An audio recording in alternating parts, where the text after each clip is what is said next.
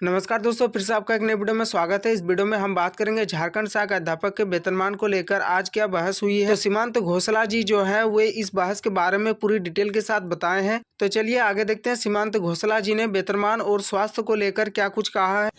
आज की जो प्रमुख वार्ता थी सीमांत भैया, इस वार्ता में विशेष क्या हुआ, हम टेट पास पारा शिक्षकों के लिए जरा जानकारी देने की कृपा करें आप। देखिए, आज टेट पास की ओर से हम लोग कुल 8 सदस्य जो है वार्ता में गए थे। 11:30 बजे तय समय में वार्ता प्रारंभ हुई और वार्ता में सबसे पहले जयंत मिश्रा जी के द्वारा बताया गया वेतनमान के विषय पर कि ये लोग जो है हाई कोर्ट में इनका एक मामला था, उस मामला में इनको इनके अगेंस्ट में तीनों जो इनकी बातें थी, रेगुलाइजेशन, मिनिमम ऑफ पे स्केल एंड सेम और सेम पे, तीनों विषय पर इनको हार मिली है। तो उस विषय पर हम लोगों का जो ग्रीवांस हम लोग रखे कि भाई कोर्ट की जो प्रोसीडिंग थी और कोर्ट की जो जजमेंट थी उसमें साफ लिखा हुआ था कि ये टोटली पॉलिसी मैटर है, स्टेट कैन डिसाइड और स्टेट यहाँ तक कि रिवाइज्ड पे स्केल भी उस पर जारी कर सकती है। ये उनका जजमेंट में जिक्र है जिसको हमने पढ़ करके सुनाया।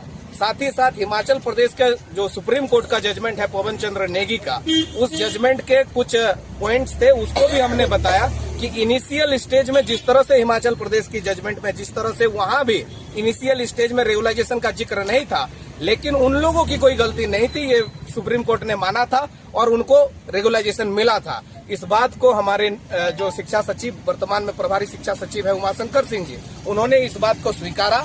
और जो वेतनमान एक तथाकथित जो कोर्ट का हवाला देकर के हम लोगों को जो है मृत घोषित कर दिया गया था वेतनमान को, उसको हम लोगों ने जिंदा कराया और पुनः वह महाधिवक्ता से परामर्श लेने की बात कही। और विभिन्न न्यायालयों में जो न्यायाधीश है उन्होंने कहा कि अलग अलग हाई कोर्ट्स में आपके जजमेंट्स है, अलग अलग सुप्रीम कोर्ट में भी अलग अलग प्रकार के जजमेंट्स आपके हैं।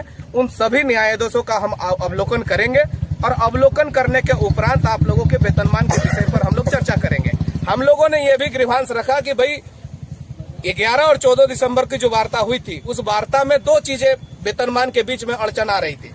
एक आपका रोस्टर और दूसरा पद सृजन। हम लोगों ने कहा कि झारखंड में अभी 50,000 पदों की सृजन हो चुका है और रोस्टर भी उसका क्लियर हो चुकी है। 25,000 पद हमारे लिए आरक्षित है। आप उन आरक्षित पदों पर हम लोगों को 12,078 लोगों को सजा दीजिए। इससे विभाग को भी फायदा होगा कि हर वर्ष केंद्रीय बजट से 10% की कटौती की जा रही है। आप उच्च मानदेयधारी टेट पास को अगर योजना से गैर योजना में लेकर के जाते हैं तो आपको जो मानदेय की राशि बचेगी उससे हमारे जो दूसरे साथी है उनको भी आप इससे डिस्ट्रीब्यूट कर सकते हैं। और ये जो हमारा प्रपोजल है ये नॉट ओनली फॉर हमारे लिए है, ये विभाग के लिए भी है, सरकार के लिए भी है। सरकार के लिए भी एक एम्पल अपॉर्चुनिटी है कि हमने इनको वेतनमान दिया। तो ये ग्रीवांस जब हम लोगों ने रखा, इस पर भी माननीय सुदीप सोनू जी ने स्वीकार किया और हमारे निदेशक महोदय ने भी इस बात को स्वीकार किया है और शिक्षा सचिव भी स्वीकार किया है। उन्होंने कहा कि जो 11 और 14 दिसंबर की वार्ता में जो चीजें तय थी उसमें जो चीजें छूट गई थी, जो इम्प्लीमेंट नहीं हो पाई थी, उनको इम्प्लीमेंट करने के लिए आज बैठक है। और आप जो ये नया इशू डिसाइड हो रही है आज वेतनमान, इस वेतनमान पर हम लोग बातचीत करने के लिए आगे तैयार हैं। आगे निरंतर वार्ता आपसे होगी और ये वेतनमान के मसले को सुलझाया जाएगा, ये आश्वासन हम लोगों को मिला है। दूसरी, हम लोगों ने जो उच्च मानदेय जो हमारे 628, 125 दोनों लेवल के टेट पास जो लोग थे उनके लिए भी हमारे बात रखा गया था, उस पर भी आश्वासन मिला है कि उनको उच्च टेट पास का मानदेय मिलेगा।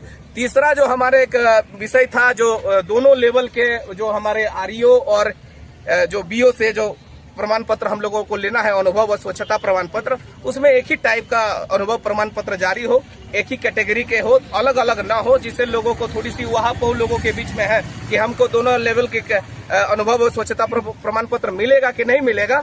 इस पर उन्होंने सहमति है, प्रोसीडिंग में भी आ गई है।